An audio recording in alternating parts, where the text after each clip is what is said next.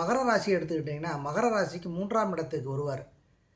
மகர ராசிக்கு 3ஆம் இடம்னா முயற்சி ஸ்தானத்தை குறிக்கக்கூடிய இடம். 3ஆம் இடத்துல சனி பகவான் குரு வீட்டிலே அமர்ந்து பலனை தருவார். பொதுவாக இந்த இளைய சகோதரனால் ஒரு லாபங்கள் கிடைக்கும். இளைய சகோதரனால் அவர்களுக்கு ஆதாயங்கள் கிடைக்கக்கூடிய வாய்ப்புகள், இளைய சகோதரினால் ஆதாயங்கள் கிடைக்கக்கூடிய வாய்ப்புகள், இயல், இசை, நாடகம், கட்டுரை எழுதுறது, எழுத்து பணி இதில் எல்லாம் ஒரு நல்ல முன்னேற்றங்கள் ஏற்படும். இதெல்லாம் இந்த காலகட்டத்திலே மகர ராசி அன்பர்களுக்கு நிச்சயமாக இருக்கும். மகர ராசி அன்பர்கள் இதுவரைக்கும் திருமணம் தடைப்பட்டு இருந்துச்சுன்னா அதெல்லாம் இந்த காலகட்டத்திலே அவர்களுக்கு பெண்ணு பார்த்து பெண்ணுக்கு மாப்பிள்ளை யாருன்னு அறிஞ்சு அவங்களெலாம் ஒரு நிலையில் அவங்களுக்கு திருமணம் இன்னும் 2-3 மாதத்தில் திருமணம் நடைபெறதுக்கான வாய்ப்புகள் இந்த மகர ராசிக்காரர்களுக்கு கண்டிப்பாக இருக்கும். இது வரைக்கும் தட்டிக்கிட்டே போயிட்டு இருந்திருக்கும். ஏன்னா அதில் உத்திராடம், திருவோணம், அவிட்டம் 3 நட்சத்திரம் வரும்.